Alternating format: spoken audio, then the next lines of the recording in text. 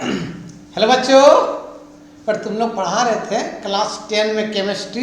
बेटा class 10 chemistry में हम स्टार्ट किए थे मेटल एंड नॉन मेटल, और उसमें हम बात कर रहे थे बेटा मेटलर्जी के बारे में। ठीक है, तो मेटलर्जी में आज हम बहुत इंपॉर्टेंट टॉपिक्स पढ़ाएंगे। आपका extractions of aluminium from bauxites ore, कि बॉक्साइट्स ओर से एल्युमिनियम कैसे बनाते हैं। ठीक है बाबू, तो ये आपका चैप्टर नंबर 3 है क्लास 10 केमिस्ट्री, है ना। ये चैप्टर नंबर क्या है? 3। कौन चैप्टर बता रहे बाबू? चैप्टर का नाम बोलो रे बाबू, metal and non metal. Metal and क्या बताओ बाबू? Non metal. ठीक है, दिसंबर से स्टार्ट करेंगे कार्बन एंड कंपाउंड, नवंबर भर मेटल एंड नॉन मेटल पढ़ाएंगे। ठीक बाबू, चलो। तो metal non metal class 10 chemistry है बाबू, क्लास है ना 10th केमिस्ट्री, क्लास 10 केमिस्ट्री। अब तुमको मालूम है मेरा यूट्यूब चैनल का नाम क्या है? Fermi classes. तुम लोग को अगर 9 से लेकर 12 तक केमिस्ट्री में कोई डाउट तो जाके देखो मेरा फर्मी क्लासेस प्लेलिस्ट में 9, 10, 11, 12 का वीडियो मिल जाएगा। और तुमको ऑनलाइन भी पढ़ना है तो हमसे कॉन्टेक्ट करो। मेरा यूट्यूब चैनल का नाम है Fermi classes, Fermi classes.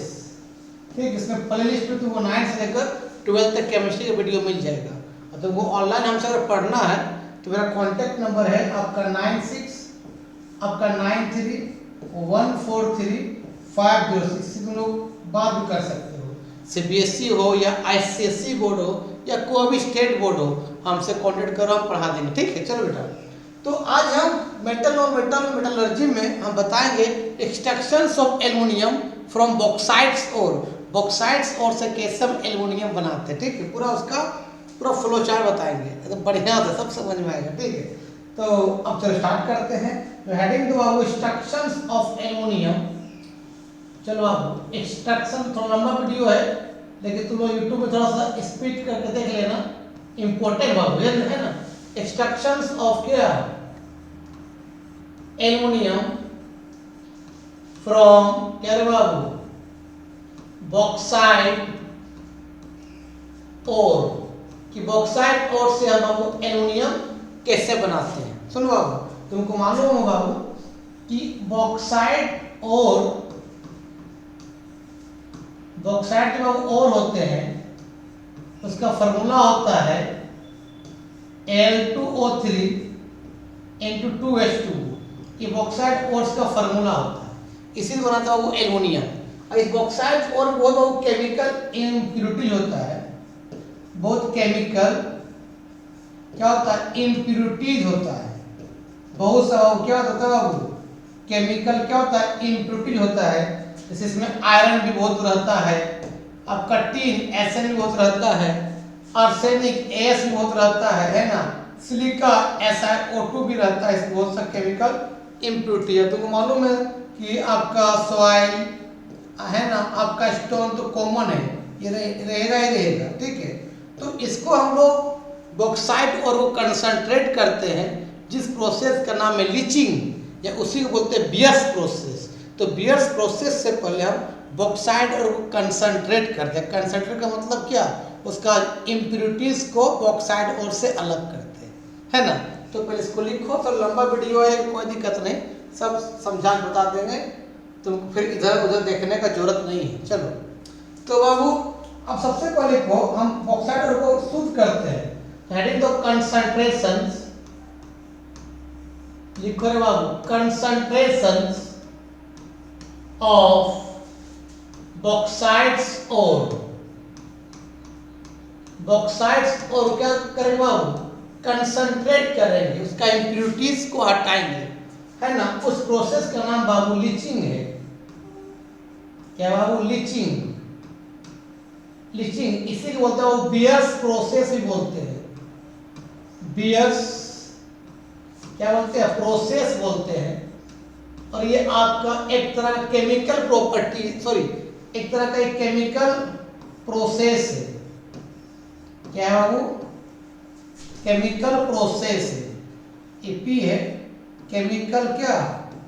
Process है। ठीक है, इसमें क्या करते, सुनो सबसे पहले बाबू हम लेते हैं बॉक्साइड्स और Al2O3 into 2H2, ये इम्प्योर बॉक्साइड और है Al2O3 into 2H2, ये इम्प्योर बॉक्साइड और है, इम्प्योर क्या वो बॉक्साइड्स और है, बॉक्साइड्स और है, इसे बहुत सा केमिकल इम्प्योरिटीज है उसको अलग करना है। क्या करेंगे हम इसको कंसंट्रेटेड सोडियम हाइड्रोक्साइड रिएक्शन कर देते हैं।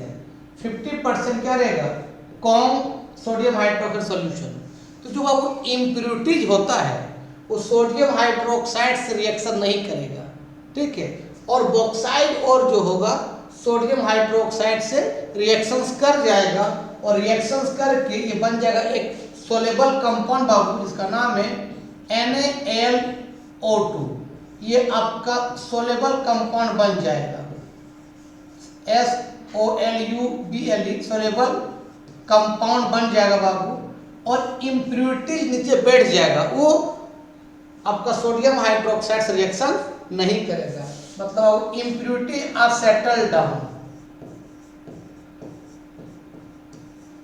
इम्प्योरिटीज और क्या था बाबू, सेटल डाउन, सेटल डाउन। जिस कंटेनर में करवा रहे होंगे तो उस कंटेनर के नीचे इम्प्योरिटीज क्या होगा, बैठ जाएगा, और उस समय तुमको टेम्परेचर बाबू देना पड़ेगा 150 डिग्री सेल्सियस देना पड़ेगा, ठीक है, 150 डिग्री सेल्सियस से 200 डिग्री सेल्सियस के बीच टेम्परेचर देना पड़ेगा। उसके बाद फिल्टर कर लेंगे, फिल्टर करने के बाद इम्प्योरिटीज को फेंक देंगे, फिर से इसका नाम है वो सोडियम एल्यूमिनेट नाम है, ठीक है। फिर हम क्या करेंगे बाबू, सुनो अब हम क्या करेंगे, देखो सुनो बाबू, अब क्या करेंगे बेटा, सोडियम जो एल्यूमिनेट सोलेबल है फिल्टर करके इम्प्योरिटीज को फेंक देंगे। अब सोडियम एल्यूमिनेट को अलग करके बाबू क्या करेंगे, एक मिनट, क्या करेंगे, सोडियम NaLO2, ठीक है, इसको क्या करेंगे बाबू, फिर से इसमें हम डाल देंगे पानी, वाटर, एक्स्ट्रा वाटर डाल देंगे और कूल कर देंगे, इसको ले आएंगे 50 डिग्री सेल्सियस तक, इसको कूल कर देंगे बाबू, ठीक है। तो क्या होगा, नीचे एक व्हाइट पीपीटी एल्युमिनियम हाइड्रोक्साइड का बैठ जाएगा, मतलब आपका बाबू एल्युमिनियम हाइड्रोक्साइड है ना, AlOH का होल 3, तो एल्युमिनियम हाइड्रोक्साइड का यहाँ पर व्हाइट पीपीटी बैठ जाएगा, पीपीटी का मतलब बैठना, जमना, व्हाइट पीपीटी को बोलते हैं प्रिसिपिटेट, और फिर से बन जाएगा सोडियम हाइड्रोक्साइड आपका क्या NaOH। तो फिर से क्या करेंगे, फिल्टर कर लेंगे और एल्युमिनियम हाइड्रोक्साइड को क्या कर कलेक्ट कर लेंगे, है ना। कलेक्ट करने के लिए कलेक्ट करने के बाद तुम क्या करोगे मालूम है, कि ये ये एल्युमिनियम हाइड्रोक्साइड को फिल्टर करके क्या कलेक्ट कर लेंगे, कलेक्ट करके बाबू एल्युमिनियम हाइड्रोक्साइड्स को क्या करेंगे, सुनो बाबू, 1000 डिग्री सेल्सियस में गर्म करेंगे। तो 1000 डिग्री सेल्सियस तो गर्म करोगे ना, तो ये बन जाएगा आपका एल्युमिनियम ऑक्साइड, और ये वाटर यहाँ से क्या हो जाएगा, बाहर निकल जाएगा वेपर के फॉर्म में। तो आपका ये एल्युमिनियम ऑक्साइड क्या हो जाएगा, आपका मान बॉक्साइड और कंसंट्रेट हो जाएगा, प्यूरिफाई हो जाएगा, ठीक है। इसको लिखो, चलो अब जो कंसंट्रेट हो जाएगा, मतलब आपका एल्युमिनियम ऑक्साइड बन गया। तुमको मालूम है उसके लिए अगर आप रिडक्शंस करोगे, तुम चाहोगे, हम बता चुके रिडक्शंस को ही हम लोग क्या बोलते हैं, स्मेल्टिंग बोलते हैं। क्या होता है, स्मेल्टिंग। तुमको मालूम है कि कोई मेटल ऑक्साइड को कार्बन या कार्बन मोनोऑक्साइड या हाइड्रोजन से रिएक्शंस करके हम इम्प्योर मेटल बनाते हैं। मान लीजिए सपोज करो बाबू, ये जिंक ऑक्साइड से अगर इसको कार्बन से या कार्बन मोनोऑक्साइड से या हाइड्रोजन से रिएक्शन करवाएंगे बाबू, तो ये आपका बन जाएगा जेड सॉलिड बन जाएगा। अगर मान ले कार्बन रहेगा तो क्या निकलेगा, कार्बन मोनोऑक्साइड गैस निकलेगा। अगर कार्बन मोनोऑक्साइड गैस रहेगा तो आपका CO2 गैस निकलेगा। अगर तुम H2 ले लोगे तो आपका H2O वेपर क्या होगा, बाहर निकल जाएगा। तीनों कुछ एक ले, है ना। तो यहाँ से बाबू ये मेटल जो बनता है इम्प्योर मेटल बनता है। मेटल तो बना लेकिन इम्प्योर बना, ये 100% प्योर नहीं है, जिसको क्रूड मेटल भी बोलते हैं। उस तरह बाबू अगर एल्युमिनियम ऑक्साइड तो बना लिया होगा, ये हम बना लिए थे, अगर इसको तुम कार्बन से या कार्बन मोनोऑक्साइड से या हाइड्रोजन से रिएक्शंस करके तुम बोलोगे बाबू एल्युमिनियम तो यहाँ से अलग हो जाए सॉलिड के फॉर्म में, अगर कार्बन रहेगा तो कार्बन मोनोऑक्साइड, CO रहेगा तो कार्बन डाइऑक्साइड, H2 रहेगा तो क्या H2O बाहर निकल जाएगा। लेकिन इतना आसान नहीं है, ये आपका यहाँ से एल्युमिनियम से ऑक्सीजन अलग नहीं होगा।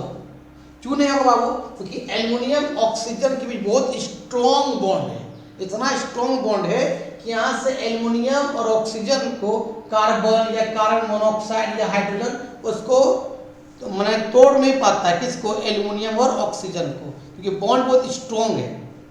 अगर हम बाबू अगर चाहेंगे इसको डिकम्पोज करें तो एल्युमिनियम ऑक्साइड को अगर तुम 2000 डिग्री सेल्सियस, ध्यान देना 2000 डिग्री सेल्सियस दोगे तभी एल्युमिनियम जो है ऑक्सीजन से अलग होता है, और उस टेम्परेचर बाबू एल्युमिनियम वेपर बन जा रहा है, कलेक्ट नहीं हो पा रहा है। एल्युमिनियम तो अलग हो रहा है लेकिन 2000 डिग्री सेल्सियस में, और उस टेम्परेचर एल्युमिनियम वेपर बन जा रहा है, कलेक्ट नहीं हो पा रहा है, और ये ऑक्सीजन बाहर निकल जाएगा। लेकिन बहुत प्रॉब्लम है, एल्युमिनियम बहुत महंगा हो जाएगा, एल्युमिनियम कलेक्ट नहीं हो पा रहा है, वेपर बन जा रहा है। तो सबसे पहले अगर इसका बॉइलिंग पॉइंट को कम कर लेते हैं ना तो हम एल्युमिनियम कलेक्ट कर लेते हैं। तो इसी बॉइलिंग पॉइंट को कम करके एल्युमिनियम बनाने वाले साइंटिस्ट हैं जिसका नाम है हॉल-हेरोल्ट प्रोसेस, क्योंकि एल्युमिनियम ऑक्साइड से एल्युमिनियम अलग नहीं हो रहा था, और अलग हो भी रहा था तो आपका 2000 डिग्री सेल्सियस में अलग हो रहा था, और उस समय एल्युमिनियम वेपर बन जा रहा है। ठीक है, क्योंकि एल्युमिनियम ऑक्साइड का क्या है, आपका बॉन्ड क्या बहुत स्ट्रॉन्ग है, वो टूट नहीं रहा है। रिडक्शन का मतलब क्या होता है? एडिशन ऑफ हाइड्रोजन या तो रिमूवल ऑफ ऑक्सीजन। तो या तो कार्बन से या कार्बन मोनोऑक्साइड से H2 से रिएक्शन करके एल्युमिनियम ऑक्सीजन को अलग नहीं कर पा रहे थे। क्यों? एल्युमिनियम ऑक्सीजन बॉन्ड बहुत स्ट्रॉन्ग है। अगर अलग भी हो रहा है डिकम्पोज करके 2000 डिग्री सेल्सियस में हो रहा है, उस टेम्परेचर में एल्युमिनियम वेपर बन जा रहा है, तो एल्युमिनियम कलेक्ट नहीं हो पा रहा है। तो सबसे पहले एक साइंटिस्ट है, इसका नाम है हॉल-हेरोल्ट प्रोसेस, और सबसे पहले क्या किया, एल्युमिनियम ऑक्साइड से एल्युमिनियम को अलग किया। कैसे किया अब हम बताते हैं, पहले इसको लिख लो। चलो अब तब उसके लिए एक साइंटिस्ट है जिसका नाम बाबू क्या है, हॉल-हेरोल्ट प्रोसेस। तो लिखो हॉल-हेरोल्ट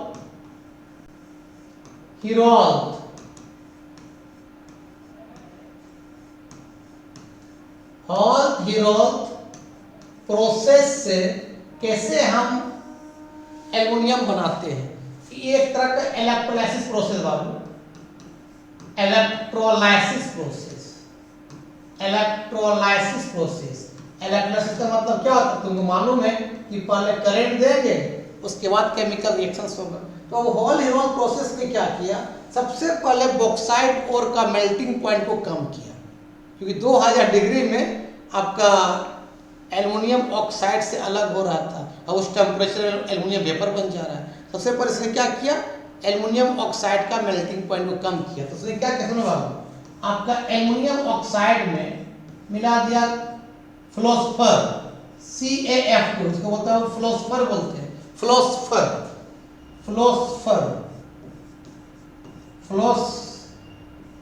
स्पेलिंग देख लेना, फ्लोस्फर या कैल्शियम फ्लोराइड बोल सकते हैं। और वो उसमें मिला दिया कैरोलाइट, आपका Na2AlFC को बोलते हैं कैरोलाइट, Na2 Na3AlFC होता है, Na2 नहीं होता है, तो देख लेना अगर कहीं मिस्टेक हो जाएगा तो Na3AlF6 होता है, Na3AlF6 इसको बोलते हैं बाबू कैरोलाइट, कैरोलाइट कहते हैं। अब ये दोनों जो मिला दिया बाबू एल्युमिनियम ऑक्साइड में, तो इसका मेल्टिंग पॉइंट जो है बाबू 1000 डिग्री सेल्सियस हो गया।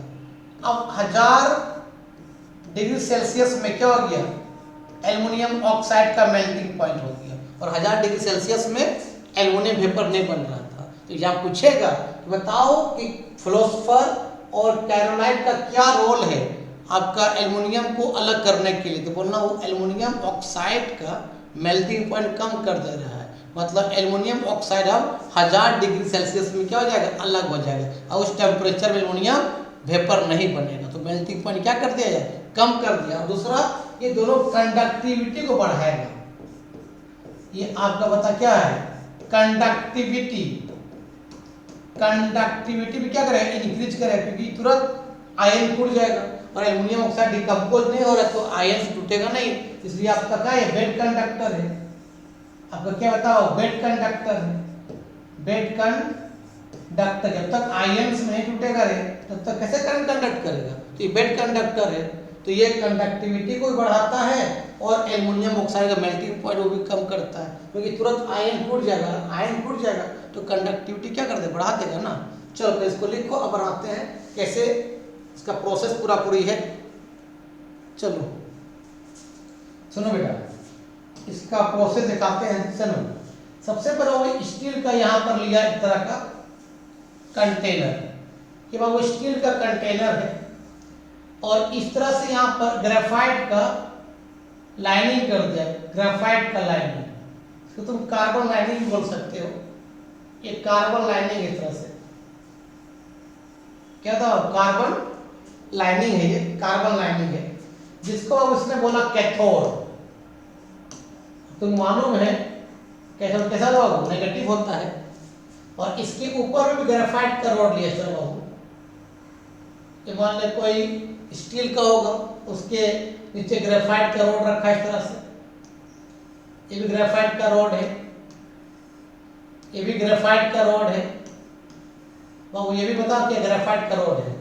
और यहां पर रखा बाबू मोल्टेन फॉर्म, क्या एल्युमिनियम ऑक्साइड को मोल्टेन फॉर्म रखा, पिघला हुआ फॉर्म में, मोल्टेन फॉर्म। क्या क्या था इसके अंदर बता बाबू, आपका एल्युमिनियम ऑक्साइड प्लस फ्लोस्फर, इसको कैल्शियम फ्लोराइड बोलते हैं, CaF2 प्लस कैरोलाइट Na3Al कैरोलाइट, ठीक है। और अब यहाँ से क्या किया, हीट कर दिया इसको, तो ये 1000 डिग्री में क्या कर दिया, पिघल गया, आयंस में कन्वर्ट हो गया। और सुनो बेटा, और यहाँ पर जो है इसने डस्ट ऑफ कार्बन भी रखा, ये कार्बन का डस्ट रखा होगी, डस्ट ऑफ कार्बन है। आप तो क्या बताओ, डस्ट ऑफ क्या है, कार्बन का ये डस्ट है, और दोनों क्या हो, इलेक्ट्रिसिटी पास कर दिया है ना। ये आपका एनोड है, एनोड कैसा तो बता, तुमको मालूम है क्या है, पॉजिटिव है। दोनों क्या किया, इलेक्ट्रिसिटी क्या कर दिया, कनेक्ट कर दिया। तो यहाँ पर जैसे ही बाबू इलेक्ट्रिसिटी कनेक्ट किया, सभी ये डिकम्पोज हो गया। तो कौन कौन सा आयन बनेगा, आपका एल्युमिनियम +3 भी आयंस रहेगा, ऑक्सीजन -2 भी आयंस रहेगा, कैल्शियम +2 भी आयंस रहेगा, आपका F- भी क्या रहेगा, आयंस रहेगा, है ना। तो इसके आप क्या क्या रहेगा, ये तो हो गया। अच्छा, सोडियम भी रहेगा, Na भी तो आयन टूटेगा, Na+, वह सभी आयंस में डिकम्पोज हो गया जब करंट डाले तो भाई यहाँ पर 3 पॉजिटिव चार्ज है, Al+3, Ca+2 और Na+। ये तीनों कहाँ न्यूट्रल होगा, कैथोड में, क्योंकि प्लस कहाँ माइग्रेट करेगा, कैथोड में। और ये माइनस कौन कौन है, F- और O-2, ये कहाँ न्यूट्रल होगा, एनोड में। तो सवाल है कि सबसे पहले कौन पॉजिटिव चार्ज में और कौन नेगेटिव चार्ज सबसे पहले न्यूट्रल होगा, कौन सबसे पहले डिस्चार्ज होगा। याद रखना बाबू, जिसका रिएक्टिविटी सबसे कम होता है, जो हाइड्रोजन के सबसे नीचे आता है, उसका रिएक्टिविटी सबसे कम होता है, और जिसका रिएक्टिविटी सबसे कम होता है तो सबसे पहले डिस्चार्ज होगा। और सिंपल तो बता लो, बताओ सोडियम आयन, कैल्शियम आयन और एल्युमिनियम आयन किसका सबसे कम रिएक्टिविटी ऑर्डर है, तो एल्युमिनियम का, है ना। तो जिसका सबसे ज़्यादा पॉजिटिव चार्ज होगा बाबू, वो सबसे कम रिएक्टिव होगा और सबसे पहले डिस्चार्ज होगा। तो याद है, जिसका रिएक्टिविटी सबसे कम होता है वो सबसे पहले डिस्चार्ज होगा। तो बाबू सब आपका एल्युमिनियम +3 सबसे कम रिएक्टिव है, तब कौन है, कैल्शियम +2, फिर कौन बाबू, सोडियम +1। तो जिसका रिएक्टिविटी सबसे कम होता है, रिएक्टिविटी Vt सबसे, इसका मतलब कम होना, इसका सबसे कम होता है बाबू, वो सबसे पहले डिस्चार्ज होगा। तो यहाँ कैटायन, 3 कैटायन में सबसे पहले डिस्चार्ज कौन होगा? एल्युमिनियम होगा। वो कहाँ चला जाएगा? कैथोड में। तो यहाँ देखो बाबू, एट कैथोड, कैथोड में पता क्या होता है? माइनस होता है। ये एल्युमिनियम +3 क्या करेगा? 3 इलेक्ट्रॉन को एक्सेप्ट कर लेगा और ये एल्युमिनियम लिक्विड के फॉर्म में कैथोड में जमा होते जाएगा। फिर यहाँ से क्या करेंगे? इसको काट के यहाँ से नीचे क्या करेंगे बता बाबू? कोई एक कंटेनर लगा लेंगे। तो यहाँ पर कंटेनर और ये एल्युमिनियम लिक्विड क्या होगा? जमा होते रहेगा। बाद में इसको सॉलिड कर देंगे। लेकिन जो एल्युमिनियम लिक्विड यहाँ बनेगा बाबू, सॉलिड बात बना सकते हैं। ये एल्युमिनियम आपका 95% प्योर होगा, 100% प्योर नहीं होगा। उसको 100% करने के लिए एक और प्रोसेस आया जिसका नाम है हुप्स प्रोसेस। ठीक है, यहाँ से एल्युमिनियम कनेक्ट होते रहेगा, यहाँ पर कैथोड जमा होते जाएगा और यहाँ लिक्विड के फॉर्म बाहर आएगा और इसको पाइप के थ्रू यहाँ से क्या करेंगे? इस कंटेनर में क्या करेंगे? अलग कर लेंगे। बाद उसको क्या करेंगे? सॉलिड कर देंगे, है ना। अब सुनो, तो जो इलेक्ट्रॉन लेता है बाबू, उसको तुम मालूम क्या बोलते हैं? इसको रिडक्शंस बोलते हैं। क्या बोलते हैं बाबू? रिडक्शंस। तो पॉजिटिव चार्ज में सबसे पहले कौन डिस्चार्ज होगा? तो आपका कौन होगा? वो एल्युमिनियम डिस्चार्ज होगा। क्यों? उसका रिएक्टिविटी सबसे कम है। ठीक है, सुनो, सब उठा देते हैं सबको। अब सवाल है बाबू कि पॉजिटिव चार्ज में तो डिस्चार्ज हो गया, अब किसका बात? Negative charge. नेगेटिव में कौन है? F- से कौन है? O-। कौन सबसे पहले डिस्चार्ज होगा? जिसका रिएक्टिविटी सबसे कम होता है वो डिस्चार्ज होगा। कहाँ जाएगा? एनोड के पास। याद रखना बाबू कि O-2 का रिएक्टिविटी सबसे कम होता है F- की तुलना में। तो सबसे ज़्यादा रिएक्टिविटी किसे कम है? O-2 का। जिसका माइनस ज़्यादा होगा वो रिएक्टिविटी सबसे कम होगा और वो सबसे पहले डिस्चार्ज होगा। तो O- और F- बाबू, O- का जो रिएक्टिविटी, आर्गन रिएक्टिविटी सबसे कम होता है एज कंपेयर टू F- की तुलना में। मतलब हाइड्रोजन के नीचे आपका जो है O- F से भी नीचे आता होगा। जो सबसे नीचे आएगा उसका रिएक्टिविटी सबसे कम होगा और सबसे पहले डिस्चार्ज करेगा। तो यहाँ O- का रिएक्टिविटी कम है एज कंपेयर टू F- की तुलना में। तो O- कहाँ चला जाएगा? आपके पास चला जाएगा एनोड के पास। देखो तो कहाँ कर दे? यहाँ पर जगह तो नहीं है, यहाँ कर दे मिटा के। तुम लिख लिया होगा ना। चलो चलो, अरे बाबू इसको मिटा के कर देते हैं, है ना। तुम लोग इसको लिख लिया होगा, कोई दिक्कत नहीं। चलो सुनो बाबू, हाँ इसी कर देते हैं। एक एनोड देखो बेटा, एक एनोड। एनोड में कैसा होता है? पॉजिटिव है, दिखाई दे रहा है। अब ये ऑक्सीजन माइनस क्या करेगा? O-2 अपना 2 इलेक्ट्रॉन लॉस करके O बन जाएगा और 2 इलेक्ट्रॉन लॉस किया। लॉस करना क्या बोलते हैं? ऑक्सीडेशन। और ऑक्सीजन O के फॉर्म में नहीं रहता है, वो O2 के फॉर्म में रहता है। फिर एक ऑक्सीजन को ये लाएगा, फिर वो क्या बन जाएगा? O2 बन जाएगा और यहाँ से बाबू ऑक्सीजन गैस बाहर निकलेगा। तो ऑक्सीजन गैस, गर्म गैस निकलेगा यहाँ से। तो यहाँ कार्बन का क्या है? डस्ट है, उससे वो जल जाएगा और क्या बन जाएगा? CO2 gas. अगर इस कार्बन का डस्ट यहाँ नहीं लगाते ना तो ऑक्सीजन गैस डायरेक्ट क्या होता है? ग्रेफाइट रोड भी कार्बन का है, उससे आग पकड़ लेता, आग पकड़ लेगा और CO2 गैस निकलता। तो ये क्या होता है? ग्रेफाइट रोड जल जाता। तो बार बार एल्युमिनियम को बनाने के लिए बार बार ग्रेफाइट रोड क्या करना पड़ता? डालना पड़ता न्यू। तो भाई हमको आमदनी अठनी खर्चा रुपया जाता। तो इसलिए हम कार्बन डस्ट यहाँ लगाए हैं ताकि ग्रेफाइट का रोड को जलने से बचा सके। अगर ये नहीं लगाएंगे, डायरेक्ट ग्रेफाइट रोड में जल जाएगा। तो एक ही बार एल्युमिनियम बनाएंगे एक्सपेरिमेंट में और आपका ग्रेफाइट रोड जल जाएगा, फिर दूसरा ग्रेफाइट रोड लाना पड़ेगा, इसे डालना पड़ेगा, तो बहुत खर्च हो जाएगा ना यार। इसलिए यहाँ रख दिए हैं डस्ट ऑफ कार्बन, ताकि जो यहाँ से ऑक्सीजन निकले इस कार्बन से रिएक्शंस करके CO2 गैस बन जाए और इसको सेव कर दे किसको? एनोड के ग्रेफाइट रोड। इसलिए को पूछेगा कि भाई कार्बन डस्ट क्यों लगाए हैं? तो इसीलिए लगाए हैं सर ताकि ग्रेफाइट रोड ना जले। अगर वो जल जाएगा तो बार बार रोड को चेंज करना पड़ेगा, तो आमदनी ठंडी खर्चा रुपया हो जाएगा, फिर एल्युमिनियम महंगा मिल जाएगा। ठीक है, इसलिए यहाँ डस्ट लगाती है कार्बन का, ताकि यहाँ से ऑक्सीजन गैस जाएगा तो कार्बन से जल के CO2 गैस बन जाए और हमारा रोड तो सेफ हो जाए। ठीक बेटा, इस तरह से हम क्या करते हैं, एल्युमिनियम का क्या करते हैं, कलेक्ट कर लेते हैं। एल्युमिनियम ऑक्साइड डिकम्पोज हो जाता है आपका कितना डिग्री डिकम्पोज हो जाता था, 1000 डिग्री सेल्सियस में। कब, जब उसमें क्या लगा देते हैं हम लोग, आपका फ्लोस्फर और कैरोलाइट। ठीक है, इस तरह से क्या किया, हॉल हेरोल प्रोसेस में बेटा वो एल्युमिनियम ऑक्साइड से वो एल्युमिनियम को अलग कर लिया, एल्युमिनियम अलग नीचे यहाँ कलेक्ट होते हो गया। देखिए कितना हुआ है, 95%। इसको 100% प्यूरिफाई करने के लिए एक प्रोसेस और आता है, इसका नाम है हुक्स प्रोसेस, वो बताते हैं, इसको लिख लो पहले। और इलेक्ट्रॉन को लॉस करना क्या होता है, ऑक्सीडेशन बोलते हैं। इलेक्ट्रॉन लॉस कर रहा है, इसको ऑक्सीडेशन बोलेंगे, ऑक्सीडेशन।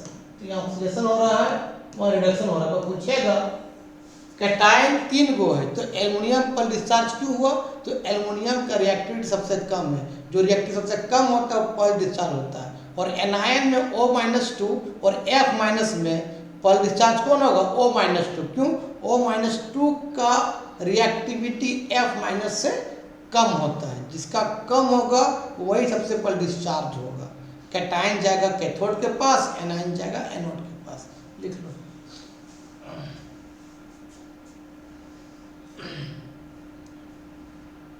चलो बेटा ये हो गया। अब इसको रिफाइन कर देते हैं। रिफाइनिंग ऑफ क्या, इम्प्योर एल्युमिनियम।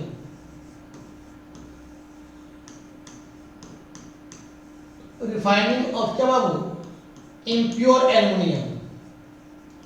इम्प्योर एल्युमिनियम मिला तुमको, उसको रिफाइन करते हैं, प्यूरिफाई करते हैं। और क्या, हुक्स प्रोसेस, हुक्स ने किया, हुक्स प्रोसेस बोलते हैं। अब ये भी इलेक्ट्रोलाइसिस प्रोसेस ही है। क्या होता है बाबू, इलेक्ट्रोलाइसिस प्रोसेस है। इलेक्ट्रोलाइसिस का मतलब तुम्हें मालूम है, ये पहले करंट देंगे तब केमिकल रिएक्शंस होगा। और इस प्रोसेस बाबू एल्युमिनियम जो है, एल्युमिनियम आपका 99.9% आपका प्योर हो गया। कैसे किया, अब हम बताते हैं, इसको लिखो ना पहले। चलो बेटा कैसे किया सुनो। हुक्स ने क्या किया सुनो बाबू, हुक्स नाम अलग है बेटा। इसने एक लिया, फिर लिया कंटेनर, स्टील का लिया कंटेनर, ध्यान देना, कोई दिक्कत। और यहाँ बाबू 3 लेयर बनाया, मान लो एक लेयर ये है, 3 लेयर हुक्स ने, हमने थोड़ी किया, हुक्स ने किया। एक लेयर ये हो गया, ये 3 लेयर बनाया, ध्यान देना। और इस लेयर में रखा आपका सोडियम फ्लोराइड है ना, और फ्लोस्फर CaF2 या कैल्शियम फ्लोराइड बोलो। ये आयन छोटे छोटे आयन से तुरंत टूट जाता है, किसमें, आपका क्या Na+ है ना, F- आपका Ca+2, छोटे छोटे आयन से टूट गया। अब अब यहाँ पर रखा प्योर एल्युमिनियम रखा बेटा, यहाँ पर ये प्योर एल्युमिनियम रखा यहाँ पर, ध्यान देना यार। ये प्योर एल्युमिनियम, प्योर एल्युमिनियम रखा, प्योर एल्युमिनियम रखा वहां पर, कोई दिक्कत। चलो और बेटा सुनो, यहाँ पर क्या किया उसने, यहाँ पर भी उसने रोड लिया, यहाँ पर इस तरह से स्टील का है, और उसके नीचे आपका ग्रेफाइट को लटका दिया, यहाँ पर इस तरह से ग्रेफाइट को लटका दिया है। अरे ग्रेफाइट बोलो, कार्बन बोलो, बात बराबर, क्यों कार्बन का ही ग्रुप ग्रेफाइट और डायमंड होता है ना, ग्रेफाइट लिया, क्यों ग्रेफाइट क्या होता है, कंडक्टर होता है ना, है ना। चलो ग्रेफाइट रोड लिया, तो दिक्कत। अब वो कैथोड बोला इसको, ये कैथोड है। कैथोड कैसा होता है, ये नेगेटिव होता है, कोई दिक्कत।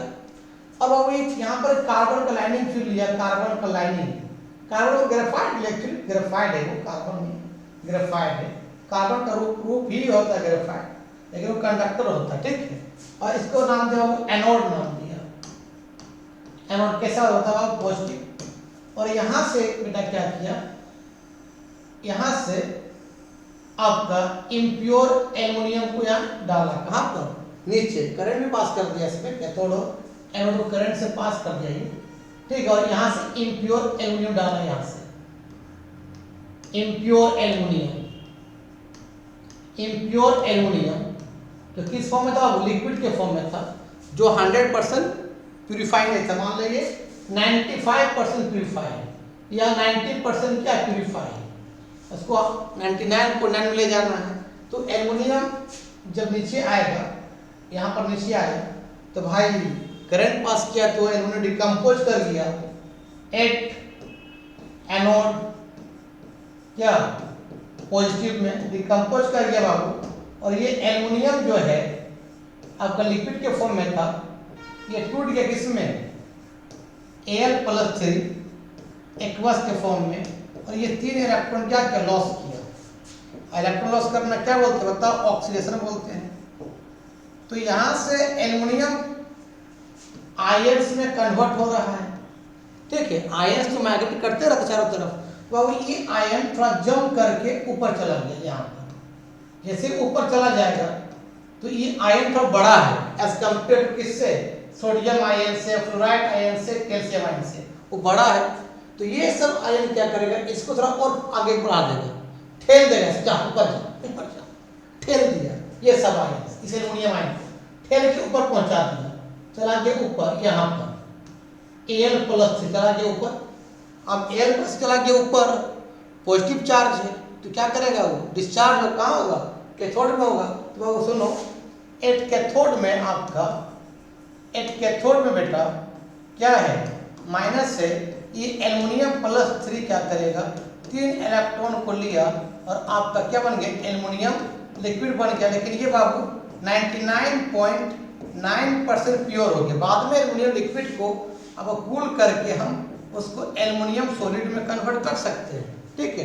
तो यहाँ पर अब एल्युमिनियम आपका लिक्विड जमा होने लगा यहाँ पर, फिर इसको क्या बाद में इसको क्या करें, यहाँ से कट कर देंगे और कट करके यहाँ से कोई कंटेनर को क्या करेंगे, अलग कर लेंगे, है ना। इस तरह से हुक्स के प्रोसेस से हम इम्प्योर एल्युमिनियम को प्योर में कन्वर्ट कर सकते हैं। इसको लिख लो, ये एल्युमिनियम आयन ऊपर जाएगा, ऊपर यहाँ पर भी आयन से ही, लेकिन छोटे छोटे आयन से, जैसे बड़ा एल्युमिनियम आयन बड़ा है एज कम्पेयर इस आयन की तुलना में, तो क्या कर दिया, तो ऊपर ठेल दिया, ऊपर चला जाएगा। तो ये एल्युमिनियम आयन क्या करेगा, कैथोड से क्या डिस्चार्ज होगा, एल्युमिनियम लिक्विड बनते जाएगा, बाद में उसको कलेक्ट कर लेंगे और उसको क्या करेंगे, सोलिडिफाई कर लेंगे। तो इस तरह से हुक्स प्रोसेस से हम इम्प्योर एल्युमिनियम को प्योर एल्युमिनियम में कन्वर्ट कर सकते हैं। इसको लिख लो।